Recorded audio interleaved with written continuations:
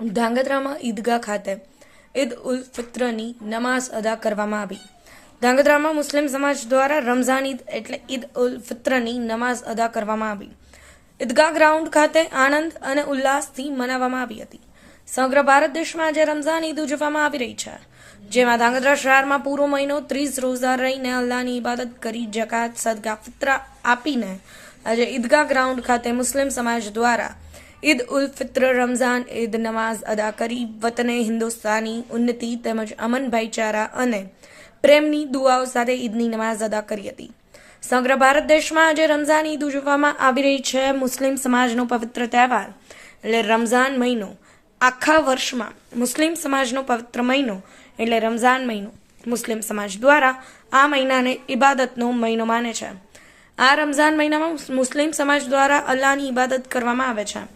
આ મહિનામાં મુસ્લિમ સમાજના લોકો 30 દિવસના રોઝા રાખી રાત્રે તવાવી પડી અને જકાત સદકા ફિત્રા આપીને અલ્લાહની ઇબાદત કરતા હોય છે। રમઝાન મહિનાના 30 રોઝા બાદ આજ સમગ્ર દેશમાં ઈદ મનાવવામાં આવે છે। ત્યારે સુરેન્દ્રનગર જિલ્લાના ધાંગધ્રામાં ઈદગાહ ગ્રાઉન્ડ ખાતે સમગ્ર શહેર તથા આજુબાજુ વિસ્તારના લોકો હળીમળી ઈદની નમાઝ અદા કરી હતી। ઈદગાહ ગ્રાઉન્ડમાં આજુબાજુ ગ્રામ્ય વિસ્તારમાંથી મુસ્લિમ બિરાદરો નમાઝ અદા કરી હતી। ત્યારે વતને હિન્દુસ્તાનની ઉન્નતિ તેમજ અમન ભાઈચારા અને પ્રેમની દુઆઓ સાથે ઈદની નમાઝ અદા કરી હતી। આ સમગ્ર આયોજન ધાંગધ્રા સુન્ની મુસ્લિમ જુમા મસ્જિદ કબ્રસ્તાન ટ્રસ્ટ દ્વારા કરવામાં આવ્યું હતું। મહેશ સોની, સમય 24 ન્યૂઝ, ધાંગધ્રા।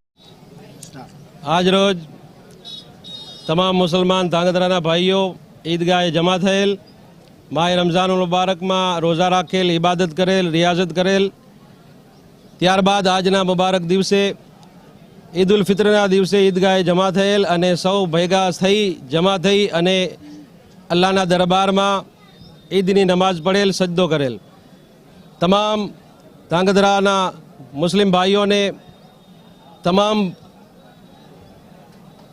જુમા મસ્જિદના ટ્રસ્ટ તરફથી, દરેક આગેવાન તરફથી તમામ મુસલમાન ભાઈઓને દેશવાસીઓને ઈદ મુબારક પાઠવવામાં આવે છે।